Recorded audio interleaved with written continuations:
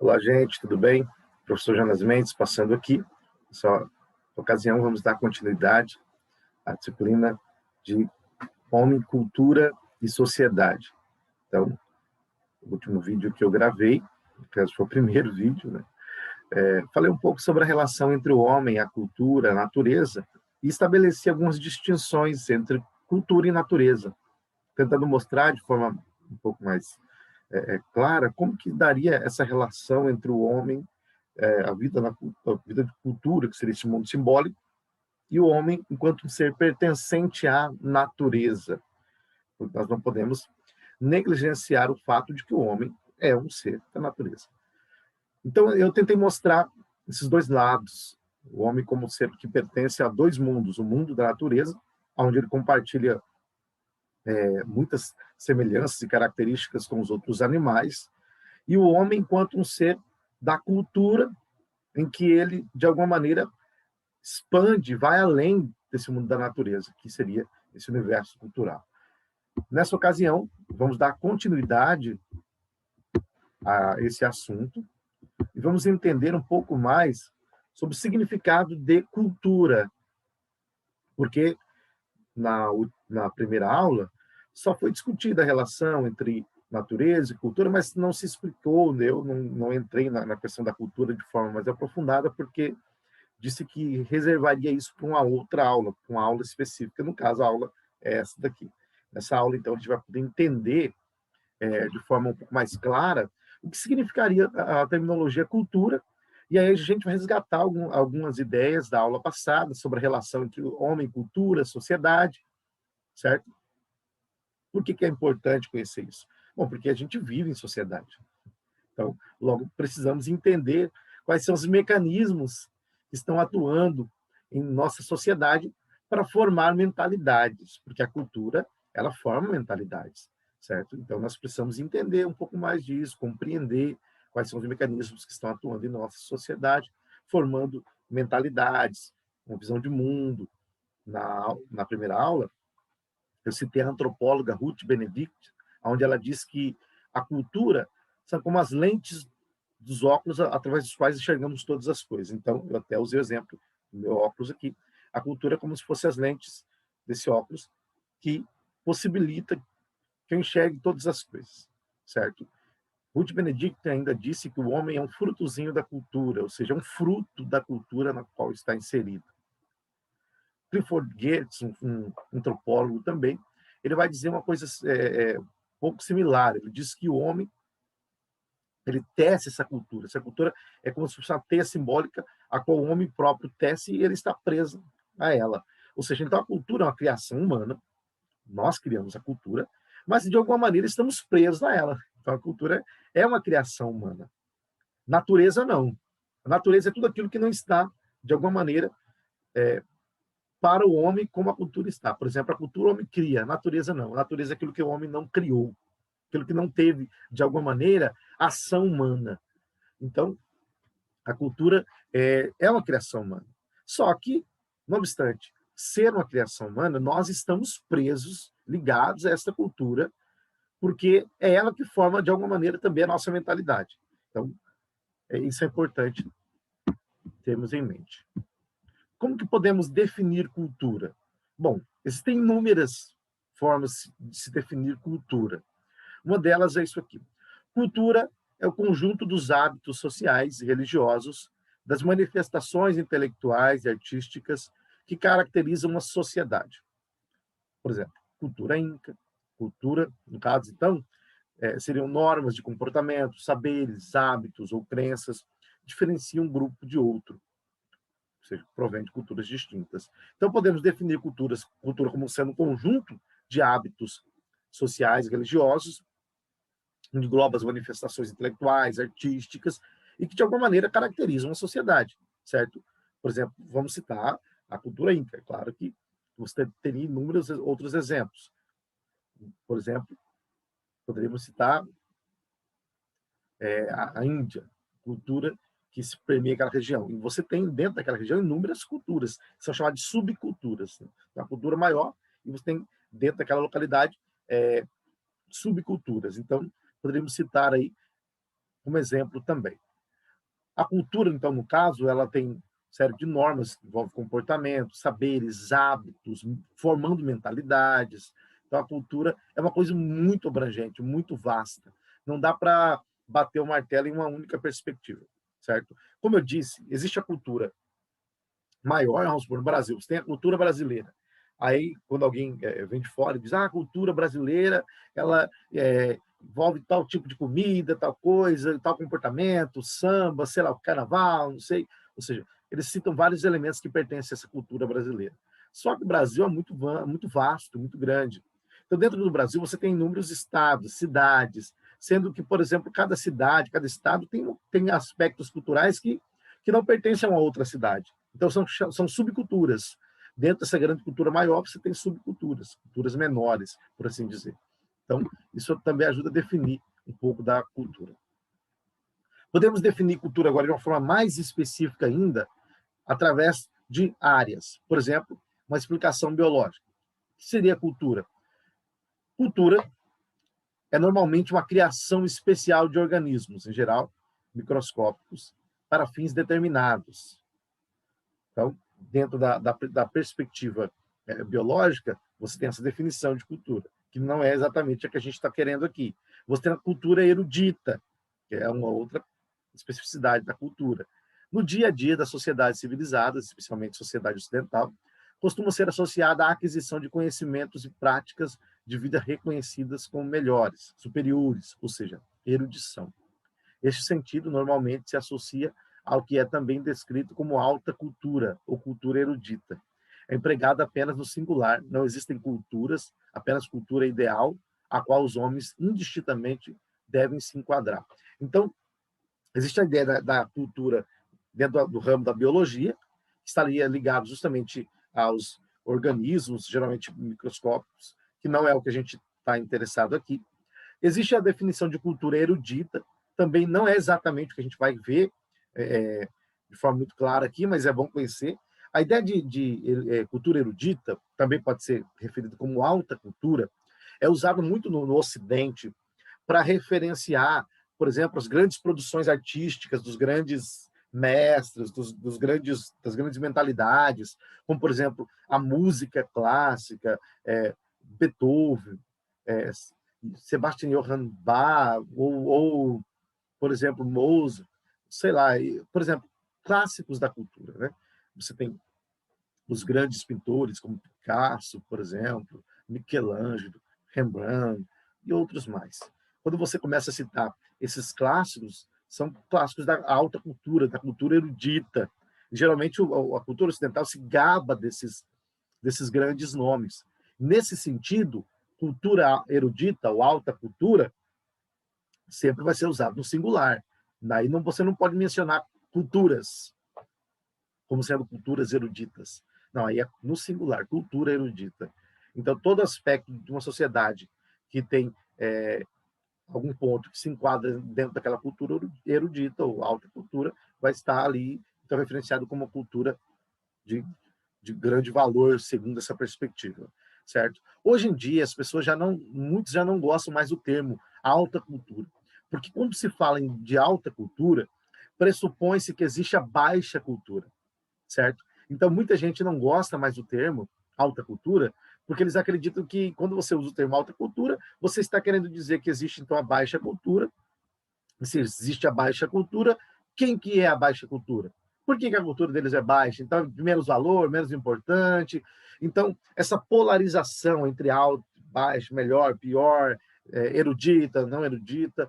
Hoje em dia, os estudiosos não gostam mais desse termo, então eles acabam dizendo que não existe hierarquia cultural, que cada cultura ela tem o seu valor e não existe uma cultura melhor do que a outra. Então, essa discussão de culturas mais eruditas, menos eruditas, alta, baixa, hoje em dia já não é tão elevada mais. Por isso que eu disse que nós não vamos focar no aspecto da cultura erudita, porque se você vai estudar antropologia hoje, sociologia, que é o que a Homem, Cultura e Sociedade acaba vendo, você percebe que os antropólogos, sociólogos hoje, eles já não querem mais usar essa definição de cultura alta e cultura baixa, porque pressupõe-se, como eu já disse, que a outra cultura é inferior, e aí você está diminuindo a outra cultura, Na verdade, eles gostam de usar a nomenclatura culturas distintas, culturas diferentes, mas não culturas melhores ou piores, ou alta e baixa, certo?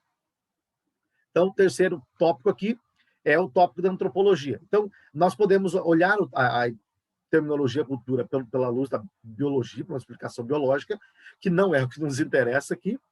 Podemos olhar a ideia de cultura dentro do aspecto da cultura erudita, uma alta cultura, que sempre foi frequente para o Ocidente, mas nós não vamos ver também essa terminologia, porque já os estudiosos não gostam mais dessa ideia de cultura erudita, alta cultura, baixa cultura, certo? E nós podemos olhar a nomenclatura cultura à luz da antropologia, que seria a definição do Edward Taylor. Edward Taylor, ele diz o seguinte: cultura é este todo complexo que inclui conhecimentos, crenças, arte, moral, leis, costumes ou qualquer outra capacidade ou hábitos adquiridos pelo homem como membro de uma sociedade. Então, Edward Taylor, ele é um antropólogo e foi um dos primeiros a definir o conceito de cultura. Ele foi um dos primeiros a definir o conceito de cultura, certo? Então, ele vai dizer que cultura seria todo esse complexo mundo de conhecimento que inclui crenças, arte, moral, lei, costumes, ou seja, toda a capacidade que envolve hábitos dos seres humanos, né, dentro de uma sociedade. Então, de alguma maneira, a cultura é importantíssima porque ela engloba quase que tudo. E é aí que nós vamos focar a ideia de cultura, certo? Então, é bom fazer essa distinção aqui, tá? Nós podemos distinguir a cultura em dois aspectos, certo? A cultura tem um aspecto material e tem um aspecto imaterial, certo? Então, o aspecto material da cultura envolve o quê? Artefatos, ou configurações de objetos, animais, plantas, ou animais domesticados, animais e plantas domesticados, certo? O aspecto imaterial envolve crenças, valores, símbolos, linguagem, normas, instituições. Então, nós temos um aspecto material da cultura, que é aquele aspecto tangível, e o aspecto imaterial, que são os aspectos simbólicos, aquilo que você não pode tocar de fato. Por exemplo, linguagem, você não toca a linguagem, mas ela é um aspecto importante da cultura, um aspecto imaterial, intangível, porque não se pode tocar. O aspecto material são aqueles elementos da cultura que já são materializados, que você pode tocar, que você pode manusear, manipular, se necessário for. Vamos ter aqui, então, uma definição ainda um pouco mais restrita. O aspecto não material, que seria o aspecto imaterial, né? E o aspecto material. O aspecto não material inclui todos os princípios nascidos da vivência em sociedade, como valores, normas, costumes, ideologias, moral, religião. Tudo isso, linguagem, tudo isso envolve o aspecto imaterial da cultura. Então, a religião é importante para a cultura, a moral, o direito, que é onde se constituem as normas, certo? Todos eles englobam esse aspecto imaterial da cultura. O aspecto material da cultura inclui todos os utensílios criados pelos seres humanos. Por exemplo, desde a pedra lascada, na antiguidade, ao computador hoje. Computador, celular, comida, por exemplo, pertence ao aspecto material. Então, aqui em Cuiabá, você tem inúmeras comidas que são comidas típicas, tem a cabeça de pacu, Maria Isabel e outras coisas mais, que são comidas típicas daqui que representam a nossa cultura. Então, representam de que forma? Como um elemento material da nossa cultura, porque você come, você prova. Tanto é que, geralmente, né, vamos usar um exemplo aqui da jangada. Né? Tem pessoas que falam, se você foi à jangada e não comeu o pastel lá de jangada, então você não foi à jangada. Por quê? Porque o pastel de jangada é um elemento cultural ali daquela região. Certo? É um elemento cultural, uma comida. Né? E o pastel é bom mesmo. Se você passou por lá e não comeu pastel, você está perdendo, que o pastel é bom. Ou seja, você está provando um elemento material da cultura, que é a comida, são as comidas típicas, certo? Então, a cultura tanto tem esse elemento imaterial, que é intangível, que não se pode, de alguma maneira, tocar, que é a linguagem, por exemplo, as ideologias, as normas, costumes, valores, a religião, certo? E o aspecto material, que envolve da produção cultural que temos hoje, como, por exemplo, até mesmo os carros, de alguma maneira, ele representa um aspecto da cultura, porque o carro está mudando, a arquitetura está mudando conforme o tempo vai passando, certo? Então, nós temos comidas típicas que representam o aspecto material da cultura, que você pode ver, que você pode tocar, que você pode manusear, isso é muito importante. Então, a cultura, de alguma maneira, ela tem todas essas características. Ninguém nasce sabendo como que a cultura funciona. Ninguém nasce sabendo como que a cultura funciona. Na verdade, a cultura, ela é aprendida, nós aprendemos, somos ensinados dentro de determinada cultura. Quando, na aula passada, eu passei um videozinho que falava sobre as irmãs Lobo, a Mala e Kamala. As irmãs Lobo, elas foram criadas por lobos e não tiveram, porque não tiveram contato com a sociedade, com outras pessoas, elas não aprenderam a viver em sociedade e também não aprenderam traços que são típicos dos seres humanos, expressão, o mundo, por exemplo, elas não foram inseridas no mundo da cultura. Essa seria a expressão mais correta. A Mala e Kamala não foram inseridas no mundo da cultura, não aprenderam os elementos imateriais, muito menos elementos materiais da cultura. Elas não foram inseridas no mundo da cultura. Então, a Mala e Kamala pertenciam ao mundo da natureza, ao mundo da natureza, mas não ao mundo da cultura. Se você... eu inseri lá no Teams, eu criei uma pastinha sobre vídeos, né? E lá eu coloquei o vídeo lá da Mala e Kamala, você pode entrar lá e assistir o vídeo, e aí você vai poder ser beneficiado. Na pastinha lá da aula anterior, eu coloquei os vídeos e você vai poder ver. Ou seja, uma história real de duas irmãs que se comportavam como animais, porque estavam inseridos naquele tipo de vivência, aprenderam imitando o ser humano. Ele é um ser mimético. A palavra mimesis do grego vem de imitação. O ser humano é um ser mimético, um ser imitativo. A gente aprende imitando outra pessoa. Por isso que a gente precisa estar convivendo com as pessoas, porque a gente aprende imitando. Por isso que sempre dá-se ênfase no processo educacional do exemplo. A criança tem um exemplo do pai, um exemplo da mãe. Então, para a criança, os pais são os primeiros referenciais. Então, elas acabam imitando os pais. Então, o exemplo, a imitação, a gente imita muita coisa. Aquelas crianças, como não tinha nenhum ser humano para que elas pudessem imitar, aprender a se comportar, elas imitavam os animais, elas foram criadas por animais.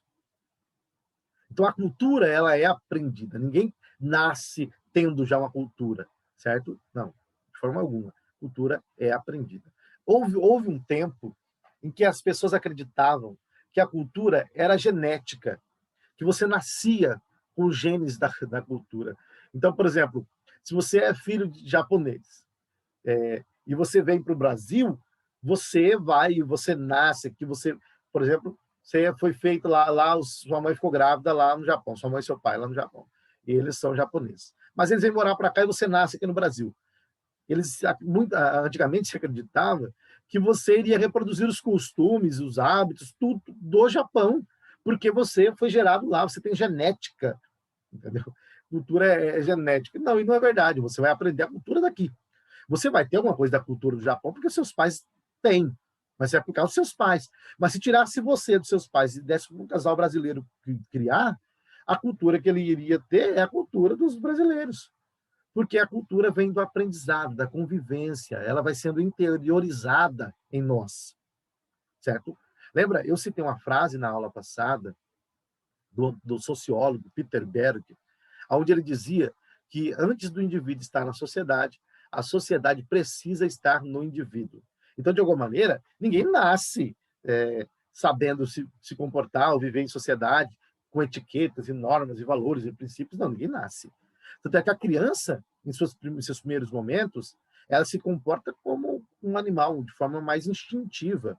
Freud dizia que a criança, em seus primeiros momentos, ela é levada pelo id, pelo instinto. Então, se ela quer urinar, por exemplo, aqui em algum lugar, ela faz isso, ela não tem vergonha de ninguém, porque ela ainda não está acostumada com as restrições morais que a sociedade impõe, com as normas que a sociedade impõe. Ela vive a vida dela livre, sem se preocupar com nada. Depois que ela, conforme ela vai crescendo, e aí a família, a mãe, os pais, né? Os pais, os irmãos, a escola, os professores, vão ensinando, a criança vai aprendendo a ter um comportamento controlado. Seu comportamento vai sendo controlado e ela vai sendo, de alguma maneira, moldada, adestrada para viver em sociedade. Tanto é que Foucault, um filósofo, ele até fazia uma crítica. Ele dizia que, geralmente, o nosso comportamento é manipulado. Nós somos como uma espécie de massinha em que eles vão manipulando para que a gente tenha o formato que eles querem que a gente tenha para viver em sociedade. É claro que, né, se não tiver isso, também a vida em sociedade se torna impossível.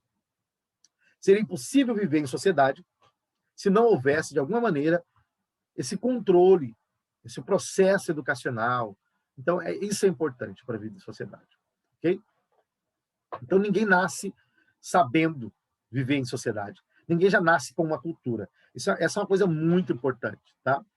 Na verdade, como eu disse, não podemos afirmar que existe uma cultura somente.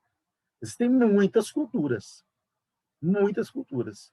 Houve um tempo em que as pessoas tinham uma tendência de classificar as culturas em uma escala ascendente. Essa aqui é mais inferior, pior. Essa aqui é melhor, melhor, melhor, melhor, melhor. Certo? E aí, a que estava na base, elas são as piores. Né? Só que hoje em dia já não se faz mais isso. Hoje em dia já não tem mais essa tendência de classificar a cultura como uma melhor, outra pior. É aquilo que a gente viu no tópico passado, sobre a cultura clássica, cultura erudita, alta cultura. Hoje em dia, geralmente, não se usa mais essa nomenclatura. Vivemos um tempo que é classificado como pós-moderno. Então, o nosso tempo é classificado como pós-moderno.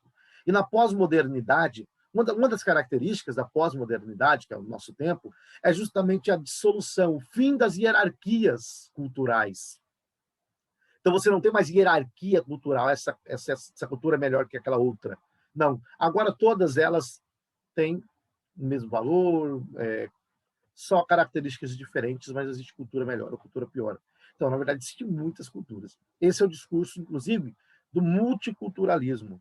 O multiculturalismo, ele prega diversidade cultural, existem inúmeras culturas, sendo que cada cultura tem sua característica, cada cultura tem os seus valores, as suas normas, e a gente não pode julgar uma cultura pela outra. Ou seja, eu não posso usar a minha cultura para julgar uma outra cultura e dizer que a minha cultura é melhor que aquela cultura, certo? Então, existem inúmeras culturas, sendo que cada cultura tem as suas características, tá ok? É importante discutir isso, na verdade eu vou ainda dedicar uma aula só para tratar disso, sobre as escolas que lidam com essa perspectiva da cultura. Nós temos algumas escolas, que é a escola do evolucionismo cultural, a gente vai estudar elas para entender essa questão da cultura, a escola do particularismo histórico do Franz Boas, outras escolas mais. Então, eu vou dedicar um tempo para isso, certo? Mas agora, só adiantando aqui para a gente poder já ter uma noção de como que funciona essa ideia da cultura, tá? Como eu disse, existem muitas culturas, sendo que dentro de algumas culturas maiores existem aspectos subalternos, que são chamados de subculturas, certo? Subculturas. Então, existe, por exemplo, em Cuiabá uma cultura cuiabana, só que existem subculturas, certo? Então, cada família, cada localidade tem um aspecto cultural que diverge do todo. É um aspecto cultural importante para eles. Então, se você for, por exemplo, ali em Poconé, você vai perceber que eles têm uma cultura que, de alguma maneira, diverge, por assim dizer, de muitos aspectos da cultura que você tem aqui em Cuiabá. Mas ambos pertencem a essa cultura mato-grossense, certo? Então, nós temos uma cultura maior e aspectos dentro dessa cultura que são menores, que são subculturas. Como eu disse, a cultura, na verdade, ela é aprendida. Não se nasce tendo cultura. Antigamente, algumas pessoas também tendiam a defender que existiam povos que não possuíam cultura. Isso não é verdade. Todos possuem cultura. A única diferença é que a cultura de um talvez não seja a cultura do outro. Então, antigamente se dizia que tal povo, aquele povo é um povo sem cultura, querendo dizer que a cultura deles era inferior, ou, para usar a expressão usada muito antigamente, bárbara, né? O povo bárbaro, o povo sem cultura. Na verdade, isso não é real, porque todos possuem cultura, certo? O que existe são pessoas que possuem uma cultura diferente da nossa. Então, toda pessoa, ela começa, ao nascer, já começa uma interação com os outros e o processo de aprendizado, uma cultura, de ser inserida em uma cultura. Então, essa cultura vai ser internalizada em nós. E aí, nós reproduzimos aquilo que nós internalizamos, ou seja, exteriorizamos aquilo que internalizamos, que é a cultura, as normas de uma sociedade. Então, todo mundo tem cultura. Só que a cultura ela pode ser diferente, mas não existe povo sem cultura. A palavra cultura também, às vezes, é usada no sentido de elite, né? Pessoa clássica, que tem etiqueta. Aí você dizia, ó, aquela pessoa ali tem cultura, hein? Quer dizer assim, uma pessoa que é elegante, ou que tem conhecimento, ou que tem etiqueta. Então, esse também é o sentido que muitas vezes se usa a palavra cultura. Só que, na verdade, não é a melhor definição para cultura. A gente usa essa palavra, às vezes, com um significado bem restrito. Só que, conforme Edward Taylor definiu cultura, cultura tem um sentido muito mais abrangente. Não é somente isso. Não podemos dizer que cultura é só essa ideia de que fulano tem cultura ou outro não tem cultura. Não. Não podemos usar nesse sentido. Embora a gente use, né? Acaba usando. Né? Existe um processo de endoculturação. Como eu disse, não há quem não tenha cultura. Todos possuem cultura. Então, são alguns mitos aqui que a gente precisa derrubar. Primeiro, não existe cultura melhor ou pior. Tá? Existem culturas diferentes, distintas. Segundo, não existe pessoa sem cultura. Todos possuem cultura. Por mais que essa cultura seja distinta da nossa, ela possui uma cultura. A cultura dela é a visão de mundo que ela tem. A visão de mundo que ela tem reproduz essa cultura dela, a cultura dela. Então não existem povos sem cultura, certo? Quando nós nascemos, nós somos inseridos na vida social, vamos sendo inseridos de maneira gradativa, paulatina, na vida social. E a vida social não é nada mais e nada menos do que a vida da cultura. Porque para viver em sociedade você vai reproduzir as normas, os valores, crenças daquela sociedade. E isso é cultura, certo? Existe um processo, uma terminologia para esse processo, que é a endoculturação. O que seria a endoculturação? É o processo constante de aprendizagem e de assimilação do conhecimento, em que o indivíduo aprende o modo de vida e a cultura da sociedade em que nasceu. Então, se eu perguntar para vocês aí, né, numa prova, alguma coisa, defina a endoculturação. É simples. Endoculturação é o processo de aprendizagem e de assimilação do conhecimento, em que o indivíduo aprende o modo de vida e a cultura da sociedade em que nasceu. Quando você nasce, como eu disse, você não nasce com cultura. John Locke costumava dizer, né, que nós, ao nascermos, somos uma tábula rasa, ou seja, como que a folha em branco. É claro que não é bem isso, né? Não é exatamente isso. Só que, de fato, quando nós nascemos, nós não temos uma série de conhecimentos que nascemos com eles. Não, nós vamos aprendendo. Somos um organismo vivo que reage ao ambiente, ao estímulo do ambiente, que possuímos alguns instintos que são inatos, como, por exemplo, a criança, ela tem a capacidade de mamar, de sugar, ela reconhece algumas coisas que já pertencem ao própria criança, os instintos inatos, que servem para a manutenção de sobrevivência, só que ela não conhece questões culturais, não conhece a vida em sociedade, não entende como funciona esse universo simbólico a qual pertencemos. Isso vai sendo ensinada, ela vai aprendendo com o tempo, a mãe, o pai, os irmãos, na escola. Isso é um processo de endoculturação. É quando você vai aprendendo as normas que compõem a sua sociedade, entendeu? E aí, mais uma vez, eu cito o exemplo de Amala e Kamala, as irmãs Lobo, que eu contei para vocês a história, mostrei um videozinho para vocês da história delas, em que elas não sabiam como se comportavam como geralmente as pessoas se comportam, porque elas não aprenderam esse universo cultural. Elas se comportavam como animais, andavam quatro usando o cotovelo para se apoiar, e o joelho, e tudo mais, não sabiam falar, não sabiam sorrir, não sabiam chorar, só sabiam grunhir, como animais, possuíam hábitos noturnos, porque não aprenderam a viver em sociedade, não aprenderam os elementos culturais de uma sociedade. Aquilo que a gente tratou na primeira aula, do processo de humanização. Eu até citei Aristóteles. Aristóteles, ele dizia que o homem é um animal político. O que Aristóteles queria dizer é que o homem é um animal social. O homem, ele nasceu para viver em sociedade, certo? O homem nasceu para viver em sociedade. Então, ninguém é homem sozinho. Nós precisamos uns dos outros. Ninguém já nasce sabendo como se comportar ou como que funciona o processo de humanização. Não. A humanidade ela vai sendo desenvolvida, o processo de humanização vai sendo desenvolvido a partir do relacionamento com o outro. É um processo dialético importante do relacionamento com o outro, que a humanização vai sendo desenvolvida. Então, por isso que a gente precisa viver em sociedade. Por isso que Aristóteles dizia que o homem que não vive em sociedade, ele é ou um animal ou um Deus. Deus não precisa viver em sociedade, Aristóteles dizia, porque ele não precisa de ninguém para ser o que ele é. Ele já é completo e perfeito em si mesmo. Um animal geralmente não quer viver em sociedade porque ele já nasce pronto. Ele já nasce sendo o que ele é. O homem não. O homem ele precisa se humanizar. E esse processo passa pelo seu relacionamento com o outro, pela interação com o outro. Interação esta que envolve todo um universo simbólico, onde a linguagem contribui, onde as crenças contribuem. George Mead, por exemplo, ele tratava dessa ideia do interacionismo simbólico, onde na interação com o outro, relacionamento intersubjetivo, nós, através da linguagem, do contato, vamos nos constituindo enquanto indivíduos. O meu eu é constituído na interação, esse relacionamento intersubjetivo, que envolve a outra pessoa, certo? Isso é importantíssimo para a gente ter em mente. Por isso que Aristóteles dizia que o homem ele precisa da sociedade, precisa viver em sociedade. Nesse aspecto, Aristóteles chegava a dizer que a sociedade antecede o indivíduo. Há um processo aí, uma relação entre indivíduo e sociedade.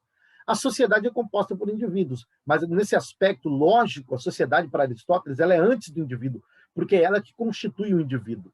De maneira que aquilo que a gente faz, a gente pensa, aquilo que a gente pensa, faz, o que a gente gosta, é um reflexo da sociedade na qual estamos inseridos.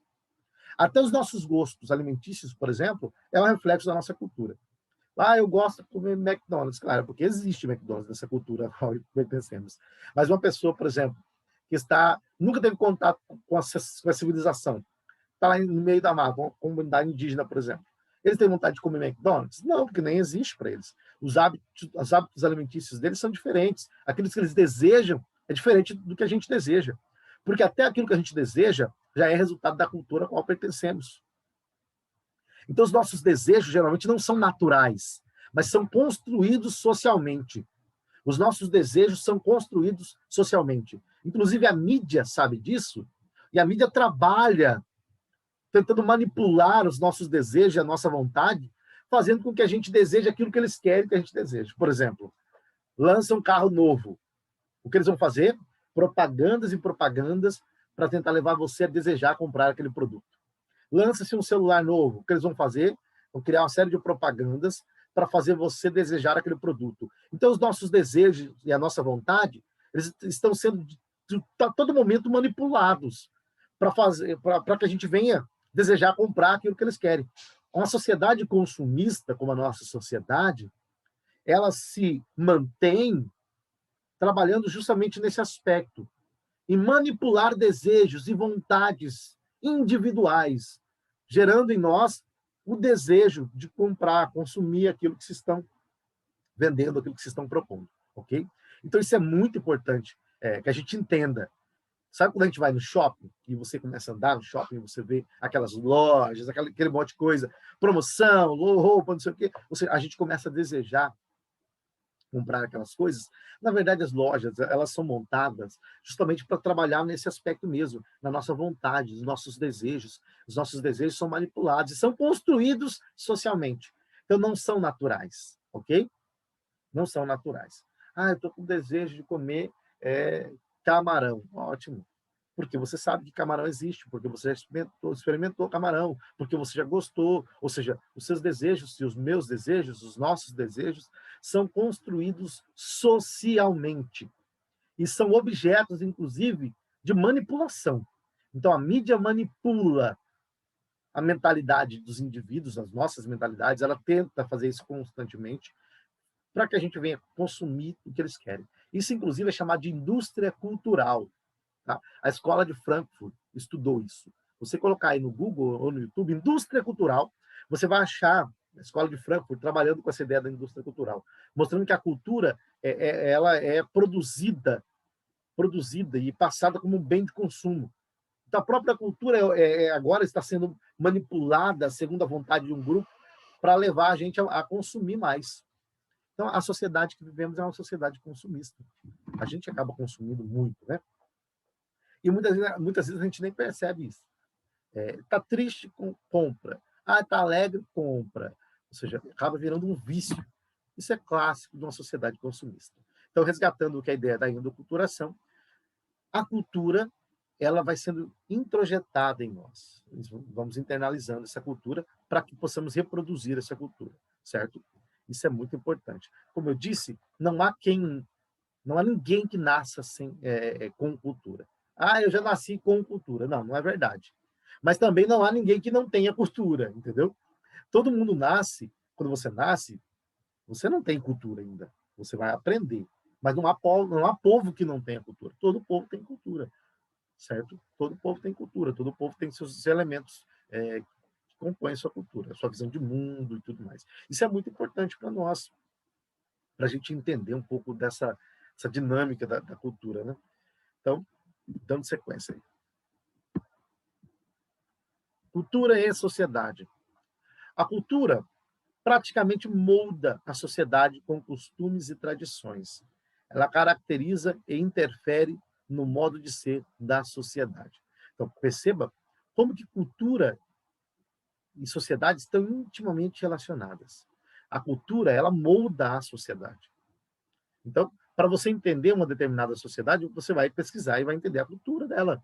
É impossível compreender os hábitos, os costumes de uma sociedade se você não entende a cultura, porque os hábitos e os costumes já são a cultura da sociedade, entende?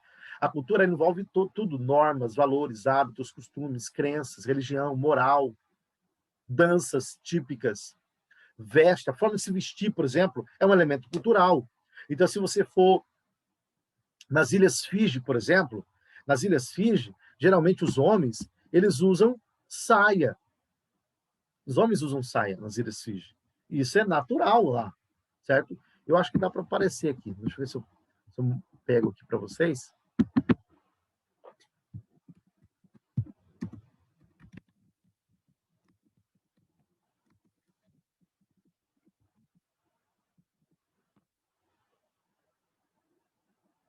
Opa, você saia, eu coloquei saia. Aqui, ó.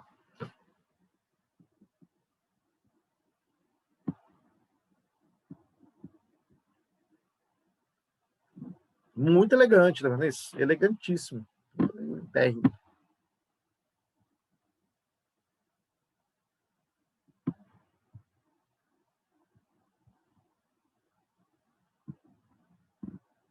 Isso para eles é super natural, tá?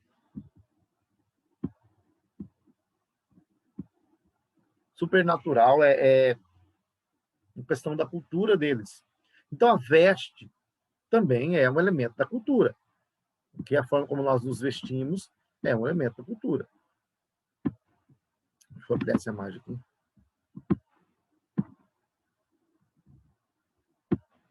Ali.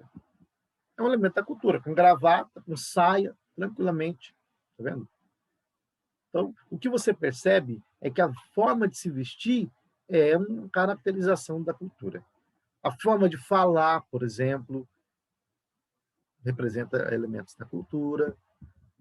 Então, a gente não consegue entender uma cultura, ou seja, quer dizer, uma sociedade, sem entender a cultura, porque a sociedade e a cultura estão entrelaçadas de forma muito direta, muito forte. É quase impossível dissociar as duas coisas, entendeu? Não dá para quase que dissociar, porque cultura e sociedade são muito unidas, muito entrelaçadas. Então, a cultura caracteriza e interfere no modo de ser da sociedade. É a cultura que interfere no modo de ser. Tanto é que quando você vai para uma outra região, você vai ter novos costumes, novos hábitos, e você vai acabar se adaptando àquilo ali. E se você começar a conviver ali, você viver ali há muito tempo, você vai adquirir os hábitos, os costumes, a forma de se comportar daquela sociedade. Isso é natural, é normal, é assim que acontece. Por quê? Porque a gente vai acabando sendo moldado dentro daquela realidade, e a gente acaba se comportando igual a eles. Isso é natural, certo? Então, a cultura, ela molda comportamentos, mentalidades, certo? É a cultura que molda. Tanto é, existem culturas, inclusive, que têm alguns costumes bem distintos dos nossos. Costumes que para a gente, às vezes, é bem estranho, né? Por exemplo, existe uma cultura, Freud relata isso no seu livro Totem e Tabu. Freud diz que existem algumas culturas em que quando o genro está andando na rua e vê a sogra esconde, porque eles não podem se cruzar. Não pode se cruzar. Não pode ter esse contato. Então, tinha gente que poderia até gostar desse costume, né? Alguns eu acho que iriam amar. Talvez algumas pessoas até procurar essa sociedade para morar lá. Né? Homem, cultura e sociedade. Então, nós vamos estabelecer aqui agora um pouco a relação entre o homem, cultura e sociedade. Uns conceitos iniciais. Certo? O que é cultura? Bom, a gente já definiu cultura, segundo o Edward Taylor, certo? Mas aqui podemos estabelecer agora a relação entre cultura e sociedade, dizendo o seguinte, que cultura é tudo aquilo que não é natureza. Ou seja, tudo o que é produzido pelo ser humano. Na primeira aula, eu falei exatamente sobre isso. Eu disse que a natureza é aquilo que não passa pela ação do homem. Natureza é tudo aquilo que não tem a interferência do homem, que não é produto humano. Cultura já é aquilo que é produzido pelo ser humano. O homem, ao trabalhar na natureza, transformando a natureza, ele produz cultura. Então, a cultura é uma produção humana, certo? É uma produção humana. Por isso que, geralmente, se acredita, muitos dizem que o mundo dos animais não possui cultura. Ainda que alguém possa questionar isso, mas vamos seguir essa ideia. Cultura é uma produção humana. Natureza, não. Natureza é tudo aquilo que não passa pela ação do homem. Temos aqui alguns exemplos. A terra, por exemplo, é natureza. E o plantio é cultura. Porque o homem que plantou. Então, milho que a gente planta, isso é cultura, o homem que plantou. A terra é natureza, não fomos nós que fizemos a terra, certo? Fomos nós que criamos ela. Fomos nós que inventamos. Não fomos nós que inventamos o mar, por exemplo. Então, cultura e natureza estão relacionadas, embora não sejam a mesma coisa. Ok? Agora, a cultura muitas vezes imita a natureza, porque a natureza ela produz coisas por ela mesma, certo? Muitas plantas são produzidas pela terra, são produzidas naturalmente, pertencem ao mundo da natureza. Mas o homem planta e imita a natureza, tá ok? Então, há uma relação muito íntima entre mundo da cultura e mundo da natureza, tá ok? Podemos dizer, então, que cultura é o desenvolvimento intelectual do ser humano. Porque a cultura, ela envolve mentalidade, ok? Mentalidade, envolve intelecto. A cultura, de alguma maneira, são os costumes e valores de uma sociedade. Então, os nossos costumes. Aquela cultura, por exemplo, tem o costume de que, quando o rapaz vai casar com a moça, ele tem que dar um dote. Uma cultura judaica, por exemplo, tinha esse costume de dar um dote. Ou culturas em que, quando se casam, eles devem se deitar e aí o rapaz deve sair com um paninho manchado de sangue representando a virgindade da moça. É um aspecto de culturas mais orientais. Nós, a cultura ocidental, não tem isso. A cultura ocidental não tem mais isso, certo? Então, são elementos da cultura, são costumes daquela cultura. E varia de uma região para outra, tá ok? Valores, por exemplo, valores que se tem, próprios valores morais que nós temos, aquilo que nós consideramos como sendo importante, valioso para nós, isso varia de cultura para cultura. Então, vamos supor, eu não gosto de cartilagem de frango. Não gosto de cartilagem de frango, eu acho aquilo horrível. Mas uma pessoa me disse, um conhecido me disse, que uma vez ela foi na Grécia, e na Grécia ela foi comer na casa de uma pessoa, e quando ela estava comendo na casa daquela pessoa, ela deixou a cartilagem de frango no prato, porque ela não gostava de comer a cartilagem de frango. E aí, o dono da casa acabou ficando irado e brigou, ou seja, a pessoa teve que comer a cartilagem de frango, porque o dono da casa se sentiu ofendido, como se a pessoa tivesse desrespeitado. Você desrespeitou a minha casa. Porque para eles ali, Isso é uma coisa importante, pertence a um costume, envolve valores, inclusive. E para nós aqui, pelo menos, isso é normal. Se você não quer comer a cartilagem de frango, você despreza, joga ela fora e pronto, acabou. Você percebe que os costumes, eles mudam e variam de acordo com a sociedade, de acordo com a região. Por quê? Porque a cultura, cada cultura tem os seus elementos, tanto os elementos materiais quanto os elementos imateriais, e é assim que funciona. Nós devemos compreender as especificidades de cada cultura, devemos entender como que elas funcionam, como que elas, de alguma maneira, foram construídas, certo? E não julgar a cultura a partir da sua cultura. Entender aquela outra cultura como sendo uma cultura distinta e diferente da nossa, ok? Conceito filosófico de cultura. Significa que o homem não apenas sente, faz e age com relação à cultura, mas também pensa e reflete sobre o sentido de tudo no mundo. Então, nós pensamos e agimos, sentimos, a partir da cultura. A cultura seria esse meio que proporciona a nós essa lente, por assim dizer, para enxergar tudo, para pensar, para agir. A nossa mentalidade é produzida a partir dos elementos culturais da nossa sociedade. Ok? Então, se você tem uma sociedade que possui uma cultura mais impulsionada, que impulsiona as pessoas a investigar, a perguntar, a questionar, vão gerar pessoas com esse tipo de mentalidade. Se você tem uma sociedade cuja cultura não proporciona para os indivíduos esse pensamento crítico e tudo mais, eles vão tender a ser assim. Então, a cultura é muito importante. Agora, envolve também muitos outros elementos, tá? Não há um determinismo cultural aqui, certo? Não. Mas, geralmente, a gente acaba reproduzindo muito da cultura, né? Tem aquela ideia, né, da história dos dois irmãos. Claro que isso é uma história, né? Diz que existiam dois irmãos gêmeos. E aí, um era muito rico e o outro era mendigo. E aí, um dia, perguntaram para o irmão rico, né? Por que você ficou tão rico assim? Ele disse, olha, eu vim de uma família muito pobre, nós passamos muita necessidade, sofremos muito. Então, da família de onde eu vim, a única coisa que eu poderia ser era rico mesmo, porque eu não queria ter aquilo para mim. Então, eu estudei e dediquei para poder chegar onde cheguei.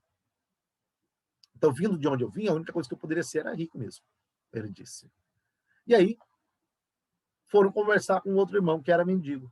Perguntaram para ele, olha, mas por que você é mendigo, é tão pobre assim, o que aconteceu com você? Ele disse, olha, vindo da família de onde eu vim, a única coisa que eu poderia ser era um mendigo mesmo. Porque minha família era muito pobre, não tinha estrutura, não tinha como estudar, nem nada, então eu só poderia ser isso aqui mesmo. Ou seja, isso mostra duas pessoas que vieram de uma mesma realidade, mas que encararam aquela realidade de uma forma diferente. Um olhou para aquilo tudo e disse, não, eu vou fazer dessa situação ruim um trampolim para poder chegar em algum lugar. Outro olhou para aquela situação ruim e disse, com a situação dessa eu nunca vou poder ser nada mais do que isso aqui. Percebe? Então, há também um elemento individual, há uma individualidade aí. Você também pode romper com os limites sociais, familiares, com aquilo que com aquilo que te rodeia, certo? Você pode. Isso depende de uma atitude nossa também. É muito importante isso, porque nós devemos entender claramente que não há um determinismo cultural. Isso é importante. Embora a cultura forme drasticamente, de forma direta, mentalidades, a forma de sentir, de pensar, de agir. Isso é muito claro para nós. A cultura forma. Mas existem pessoas que, inclusive vivendo dentro da cultura, ele consegue expandir, pensar diferente. Ele consegue ir além. E aí entra, inclusive, o pensamento filosófico. Né? A filosofia ela é importante para isso. Porque a filosofia ela te proporciona ferramentas e elementos para você conseguir pensar além, para você conseguir romper com pensamentos do senso comum, com a cotidianidade. A filosofia ela te dá elementos para você pensar e para você expandir. Lembra do mito da caverna de Platão? Platão contou uma história, o mito da caverna. O mito da caverna, vou mostrar para vocês aqui a imagem, peraí.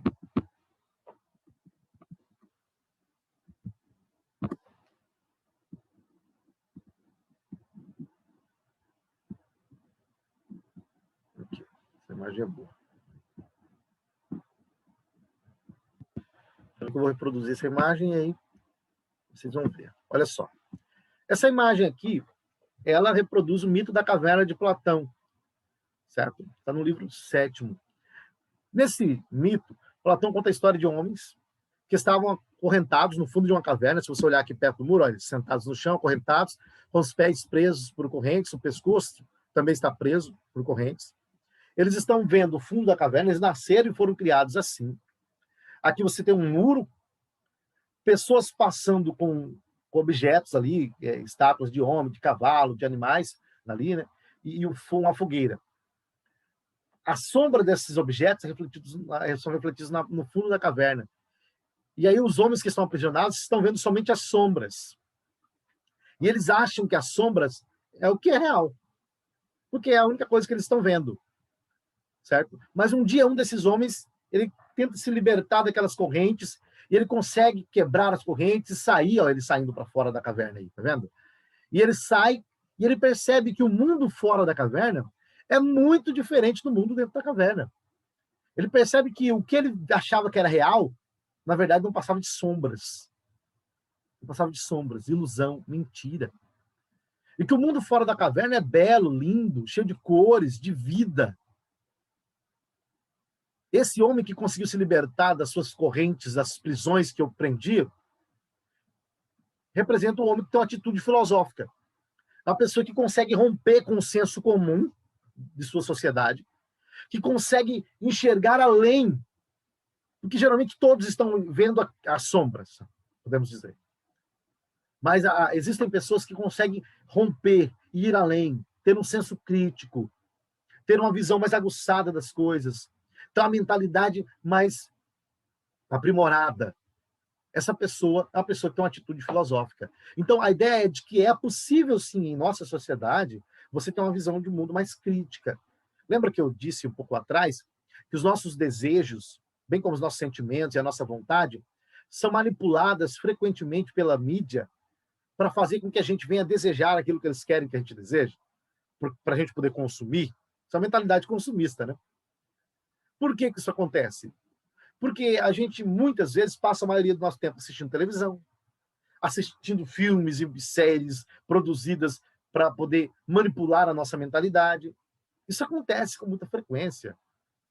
Só que existem pessoas que eles conseguem romper com isso.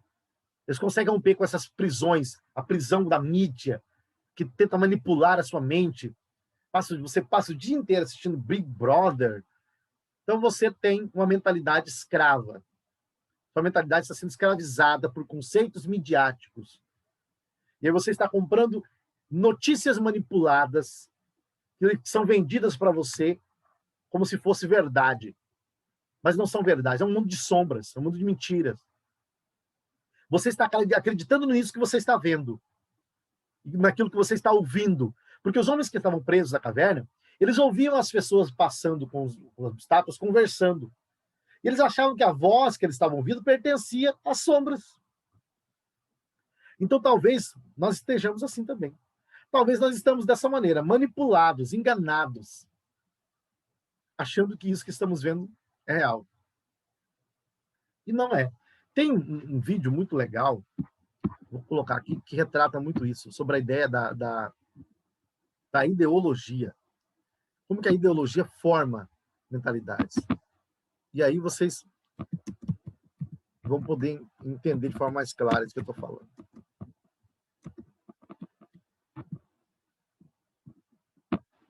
E depois eu vou anexar um vídeo também.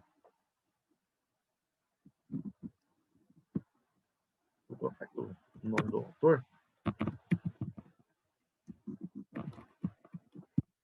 Mais fácil achar.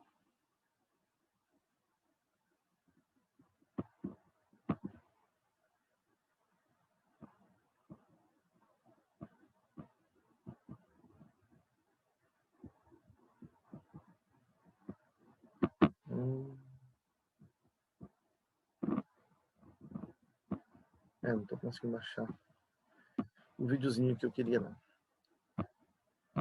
Se eu acho agora. Se eu não achar, depois eu procuro com mais calma e tento mandar para vocês o vídeo. Bom, não achei aqui, não está aparecendo. Mas não tem problema. Eu pego o vídeo depois e mando para vocês o vídeo, tá? O que esse vídeo vai mostrar? Eu até tinha ele no WhatsApp, estou vendo se eu consigo achar aqui, né? Um vídeo muito bom. O que ele vai mostrar? Ele vai mostrar justamente como que a questão da ideologia funciona. Como que a ideologia manipula. Ideologia seria uma tentativa de falsificar a realidade para nós, certo? Toda tentativa de falsificar a realidade para nós é uma ideologia. A gente acredita nisso, né? A gente acredita nisso porque a gente, de alguma maneira, foi ensinado assim. A ideologia, ela está para nós, de alguma maneira, relacionado com a cultura. Ah, tá. Lembrei o nome do vídeo aqui. Não é o Theo Eagleton, é o Zizek. Agora vai aparecer. Aqui, ó.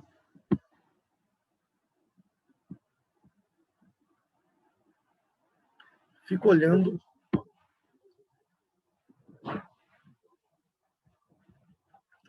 Um minutinho para aparecer aqui.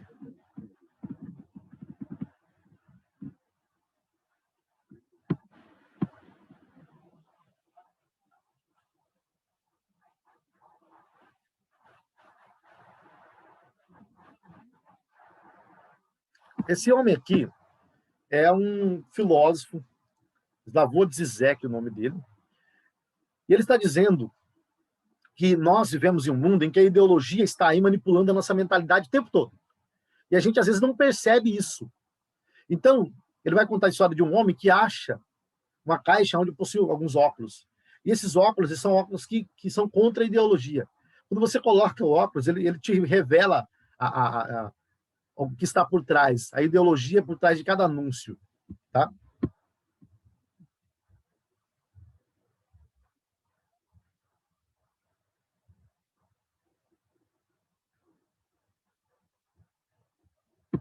Olha só, a força da ideologia, ele está dizendo, não deixa ver o que eu estou comendo de verdade. Por quê? Porque a ideologia falsifica a realidade para nós. A ideologia, ela faz com que a gente viva no mundo da caverna, como aqueles homens, enxergando as sombras e não vendo a realidade. A ideologia falsifica a realidade para nós. Então, de alguma maneira, essa ideologia, ela cria uma falsa realidade e nos escraviza. Estilo Matrix, mais ou menos, né?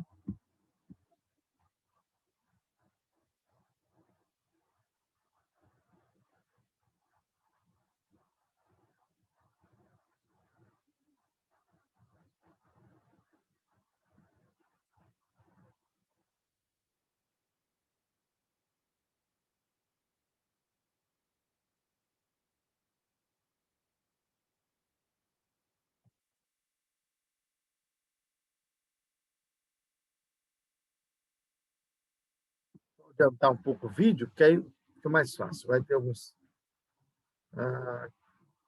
aqui. Vou mostrar a história.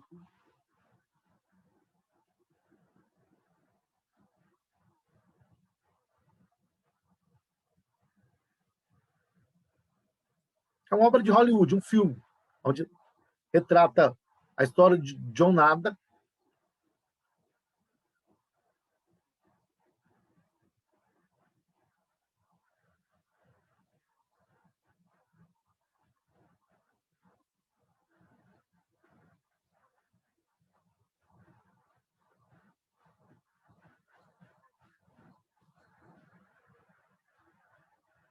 Olha só, ele achou a caixa dentro de uma igreja com óculos. Está andando pelas ruas, ele coloca o óculos. Olha só o que ele vai ver.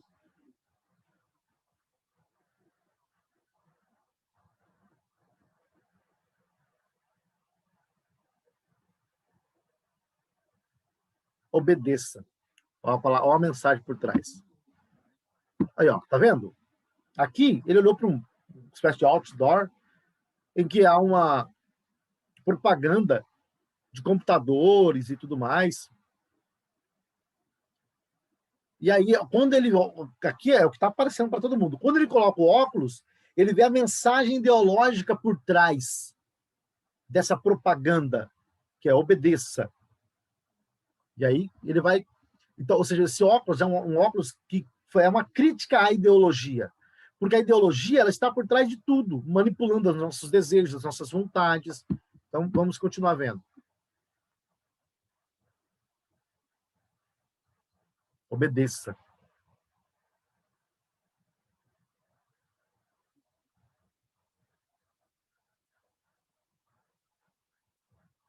Ó, venha para o Caribe, tem as férias da sua vida. Mas quando você coloca o óculos, está lá. Case e reproduza.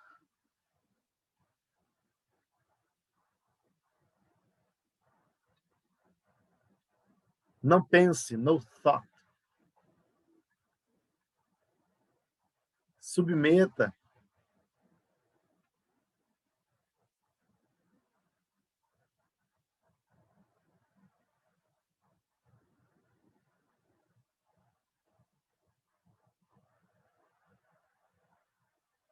Olha só, pessoas como se fossem zumbis, obcecadas pela aparência, porque a mídia vendeu para elas que a pessoa feliz é aquela pessoa que tem esse tipo de aparência. Olha a mensagem por trás dele. No thought, não pense.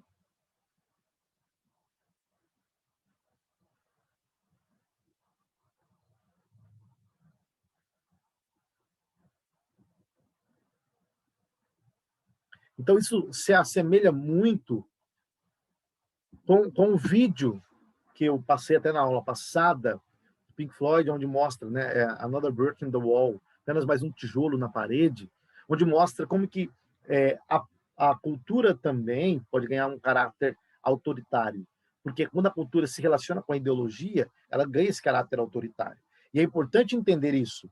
Por que estudar sociedade, o homem, cultura, sociedade é importante? Para a gente entender os mecanismos ideológicos que estão funcionando em nossa sociedade, que estão agindo em nossa sociedade, para a gente entender como que nós, muitas vezes, estamos sendo manipulados também.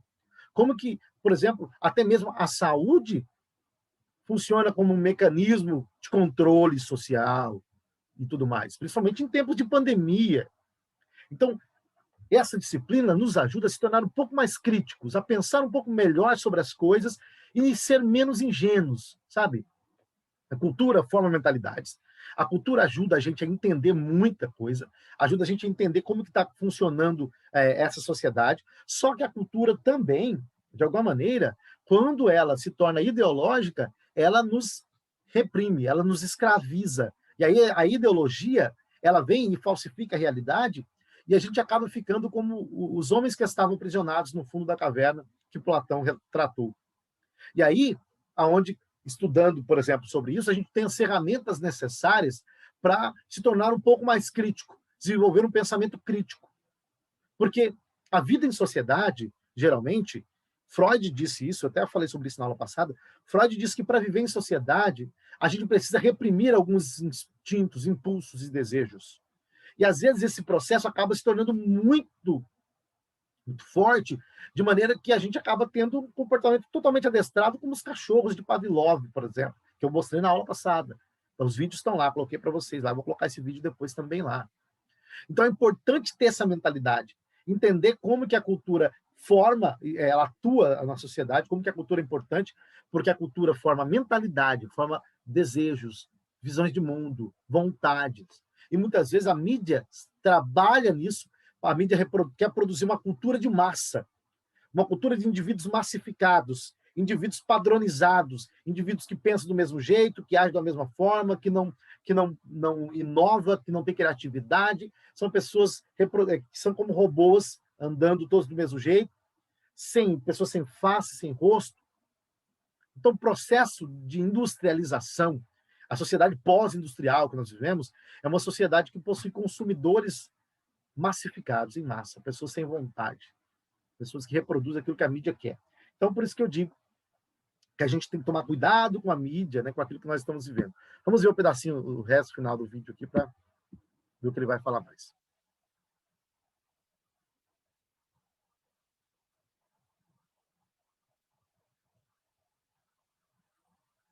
Olha só, ele olhou para o dinheiro, vê, ele olhou para o dinheiro, estava na mão dele, ele olhou sem o óculos, dinheiro. Quando ele coloca o óculos e olha, this is your God, este é o seu Deus. Ou seja, o dinheiro é uma espécie de divindade para nós. Por isso que você vai ter, inclusive, né, um livro conhecido como a Filosofia do Dinheiro, George Simmel, onde George Simmel diz que o dinheiro, de fato, é um deus para a sociedade moderna. O dinheiro é um deus para a sociedade moderna. Então, a crítica ideológica, ela mostra isso. Ela mostra como que a nossa sociedade também acaba se degenerando. Então, isso é importante. Vamos continuar vendo.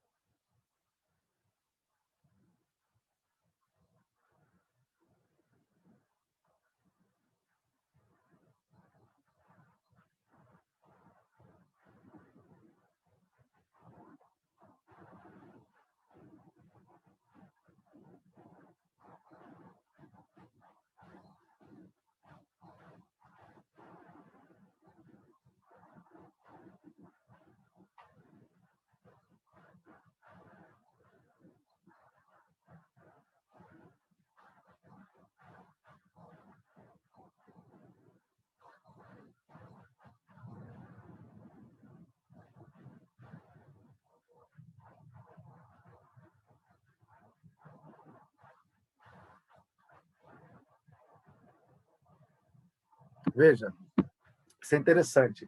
Ele diz olha, a ideologia, muita gente pensa que a ideologia é como se fosse um óculos. Você tira a ideologia e você enxerga o mundo como que ele é. Só que o Slavoj Zizek está dizendo que não. A coisa é mais profunda. Porque, na verdade, se você tirar o óculos, você não vai ver o mundo sem ideologia. Você vai continuar dentro de uma ideologia. Porque, na verdade, o mundo social, a nossa sociedade, ela já é em si ideológica. E a maioria das vezes, o Zizek está dizendo, a gente gosta da nossa ideologia. A gente gosta, a gente está acostumado, a gente não quer ficar sem ela. Porque a gente é escravo. E muitas vezes a gente não quer reconhecer isso. Olha só o mito da caverna aqui.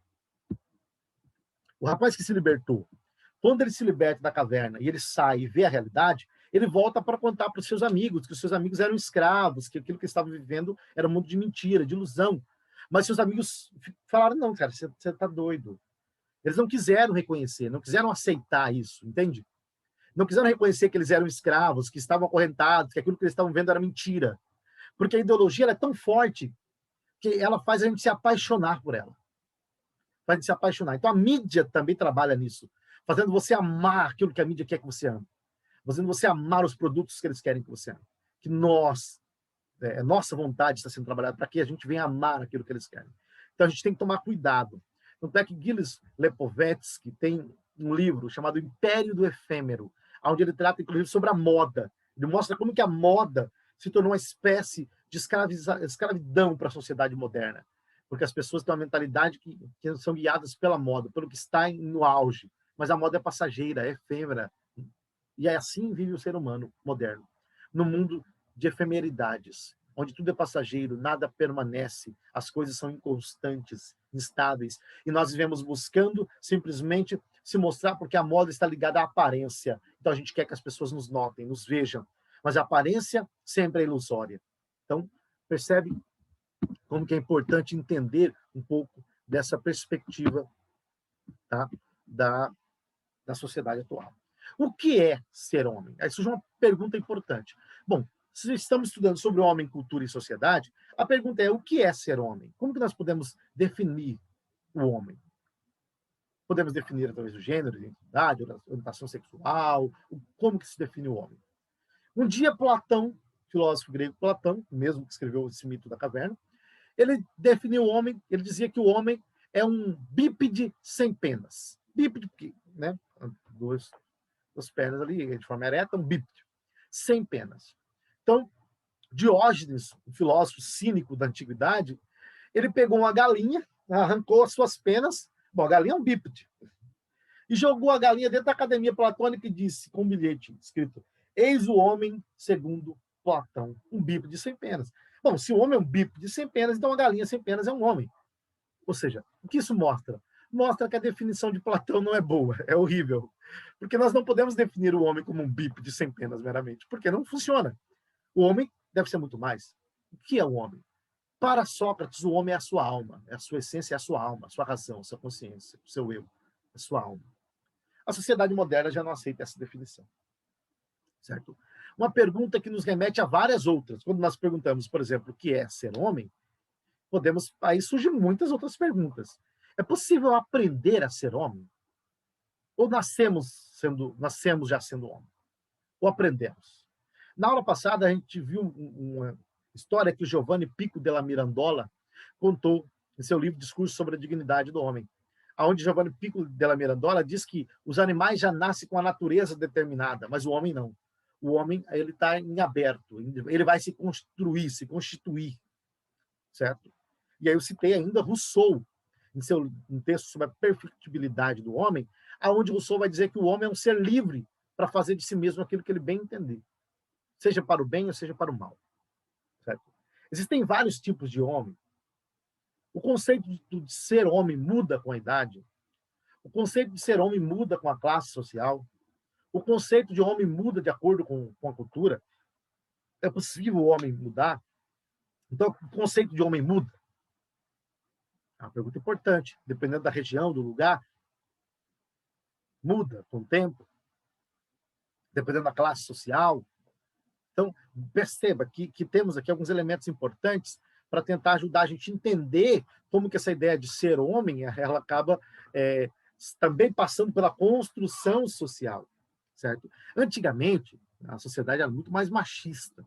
Então, o homem era aquele ser, né, que não podia fazer nada, não podia ajudar nem a esposa em casa com nada, lavar uma louça, ou limpar uma casa, fazer uma comida, nada, porque isso é coisa de mulher. A sociedade mudou.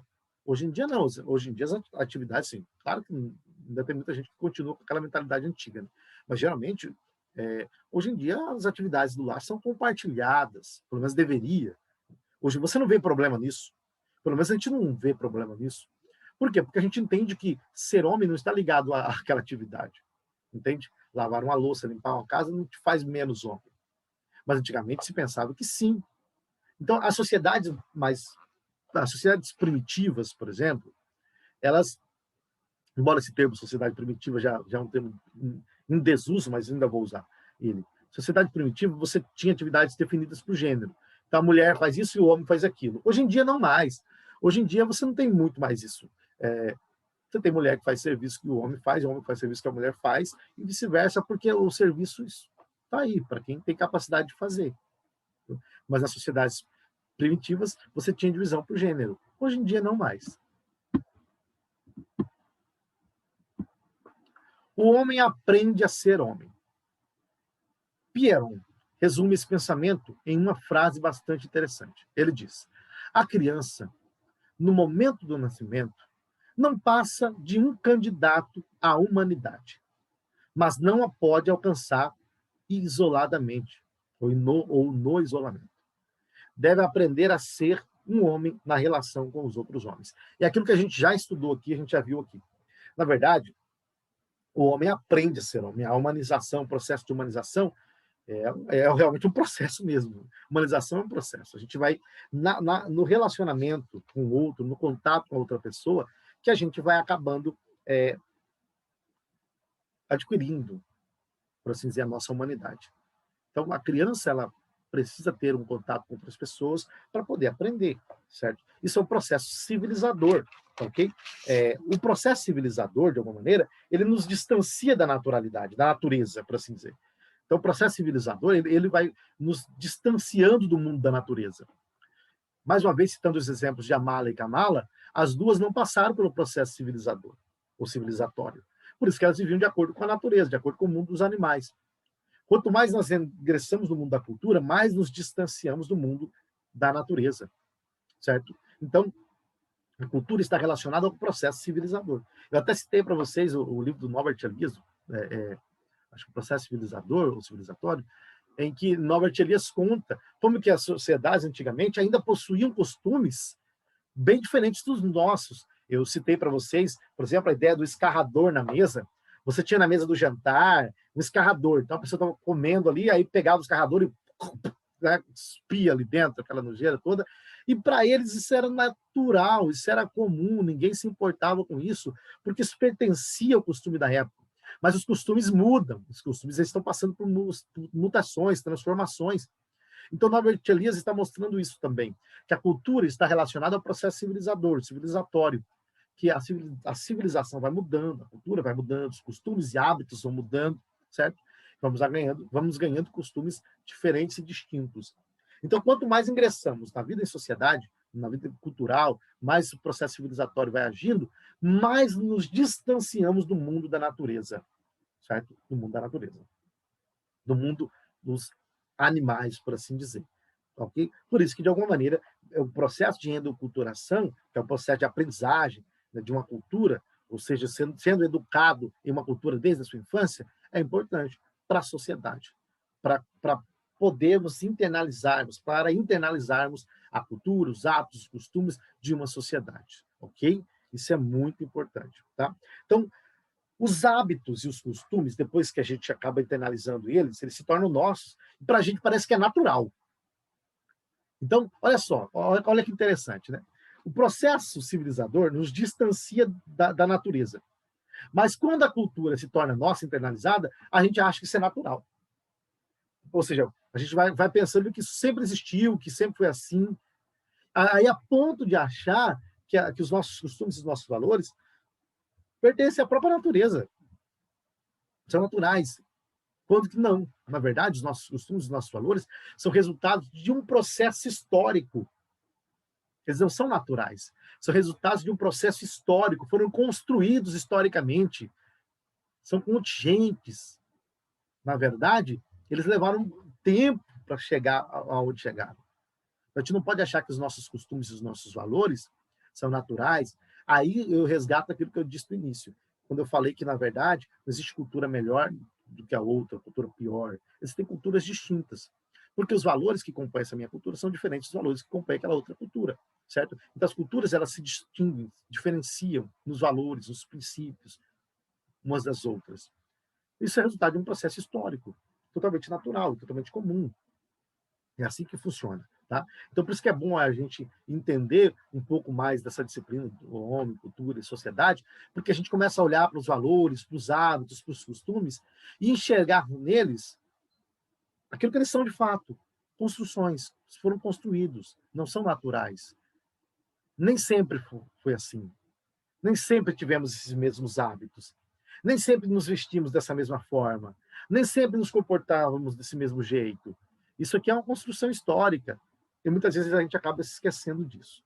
Então, a cultura, quanto mais a cultura se estabelece, mais os instintos são enfraquecidos. A cultura, ela enfraquece os instintos. Por quê? Se a gente fosse viver de acordo com os nossos instintos, não havia vida, sociedade. Os instintos sexuais, os instintos de posse, a agressividade. Se você fosse viver de acordo com os seus instintos, a vida em sociedade seria impossível. Então, para viver em sociedade, a gente acaba enfraquecendo os instintos, abrindo mão dos instintos e fortalecendo a vida em cultura, que é a vida de sociedade. Então, de alguma maneira, cultura e instinto estão em contraposição, por assim dizer. Você preserva os seus instintos, mas eles são enfraquecidos. Então, a cultura enfraquece os instintos, certo? Da mesma forma, como, por exemplo, a cultura, ela acaba superando a natureza. Na aula passada, eu mostrei como que a cultura supera a natureza. Na aula passada, eu dei vários exemplos. Falei, por exemplo, sobre as limitações humanas, que são naturalmente impostas a nós, que pertence à natureza. A nossa visão não é tão boa como a da águia, a nossa velocidade não é tanta quanto do leopardo ou guepardo, a nossa força não é tão grande quanto de um leão ou do hipopótamo, por exemplo. Não somos tão fortes quanto um leão, nossa mandíbula não é tão poderosa como a de um leão, de uma onça. Mas com a cultura, a gente supera a natureza. Porque com a cultura a gente pode criar máquinas, objetos, elementos que dá para a gente aquilo que a gente não tem naturalmente, que é a força, velocidade, visão. Ou seja, tudo isso é da cultura e não da natureza. Então, a cultura, ela supera a natureza e, de alguma maneira, às vezes até vai contra a própria natureza. Porque é da natureza que nós venhamos enfraquecer e morrer. Mas o mundo da cultura, com a saúde, por exemplo, com os médicos, com os medicamentos, a gente vai tornando a morte, vai tentando anular a morte de alguma maneira, enfraquecendo a morte. Ou seja, a gente cria medicamentos para combater os vírus, combater doenças, opera, cria órgãos criados em um laboratório, por exemplo. Ou seja, inúmeras maneiras de você conseguir tentar anular a natureza. É claro que, no fim das contas, ela vai acabar vencendo, porque a gente vai acabar morrendo, porque a morte está aí. E por mais que a gente tente, a gente não vai conseguir fugir dela. Aí surge a religião. A religião pertence à cultura, porque a religião é uma maneira de lidar com a finitude humana, com a nossa consciência, com a consciência de nossa mortalidade, da nossa finitude, do fim da nossa existência. Sabemos que estamos morrendo. Desde os dias que nascemos, começamos a morrer. Sabemos disso. E a religião ela vem justamente para isso, para nos dar uma espécie de esperança, uma maneira de lidar com o fim da nossa existência, com a finitude, com o mistério que é a vida pós-morte, o que vem depois da morte. Será que a morte é o fim absoluto de tudo? Será que haverá um além? Então, a religião, que pertence à cultura, ela surge para tentar, de alguma maneira, lidar com esse mistério que ainda é a morte, porque a gente vai morrer. E essa é uma certeza. Por isso que Heidegger, o filósofo alemão, ele dizia que o homem é um ser para a morte.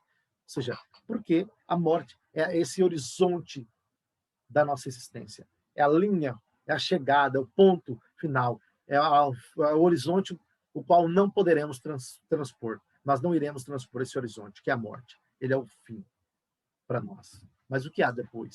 Há um depois? Essa é a grande questão. Então, a religião, ela dizendo, ela surge justamente para lidar com o mistério da inexistência, com a finitude humana, com o sobrenatural, com coisas desse tipo. Onde muitas pessoas encontram conforto na crença da imortalidade da alma, da vida pós-morte, no céu, ou coisas do tipo, certo? Então, a religião ela tem essa finalidade. Ela pertence à cultura. Por isso que a cultura ela tem muitos elementos. Moral, religião, normas, culturas, valores, padrões, hábitos, mentalidades, sentimentos, prazeres, emoções, vontade. Tudo isso pertence à cultura. A cultura está moldando e tudo isso. E muitas vezes a gente não está vendo. A gente não nota, certo? Então, a aula de hoje foi para a gente entender um pouquinho mais da cultura, como que a cultura trabalha, como que a cultura funciona, o que é cultura. Eu até trouxe a definição do Edward Taylor, né, de cultura. Vamos ver. Aqui, ó. Edward Taylor diz que cultura é todo esse complexo que inclui conhecimentos, crenças, arte, moral, leis, costumes, ou qualquer outra capacidade ou hábitos adquiridos pelo homem como membro de uma sociedade. Eu disse que nós podemos enxergar a cultura pela explicação biológica, mas isso não é a nossa intenção. Poderíamos enxergar a cultura por sua explicação erudita, na ideia de alta cultura, baixa cultura, mas também não é a nossa intenção. A nossa intenção é entender o aspecto mais antropológico da cultura dentro da antropologia mais moderna mesmo, certo? Segundo a definição de Edward Taylor, por exemplo. Então, a cultura, ela possui inúmeros elementos. O elemento material, o elemento imaterial, certo? Nós temos, dentro da cultura, a relação da cultura com a sociedade, que é o que a gente viu agora, a relação entre o homem, cultura e sociedade. E aí vimos, por exemplo, que o homem não nasce da forma como ele está. Esse é um processo de humanização, tá ok? Bom, gente, espero que essa aula tenha contribuído, espero que tenha servido, né, para o nosso aprendizado, tá ok? Fica aí um abraço, professor Jonas, vou colocar lá para vocês a aula, vou pôr o vídeo também, o vídeo que eu passei aqui da Vô de Zizek para vocês, porque geralmente acho que vai sem áudio, quando eu reproduzo o vídeo aqui, ele não vai com áudio. Então, vou colocar lá para vocês a aula, o vídeo, tá ok? E depois vou mandar um materialzinho também para contribuir aí, tá? Gente, um abraço, então, tenham um ótimo final de semana. Qualquer dúvida, estou à disposição, vocês podem me procurar. Também tem um canal no YouTube, você colocar Jonas Mendes aí, vai aparecer no canal. Lá eu tenho vários vídeos onde eu trato essa questão de cultura e outras coisas mais que pode ajudar vocês. E se vocês tiverem interesse, vocês podem pesquisar lá, podem se inscrever e pode assistir o vídeo e ser beneficiado com o conteúdo aí, ok? Gente, então, É isso aí, um abração a todos e essa aula termina aqui.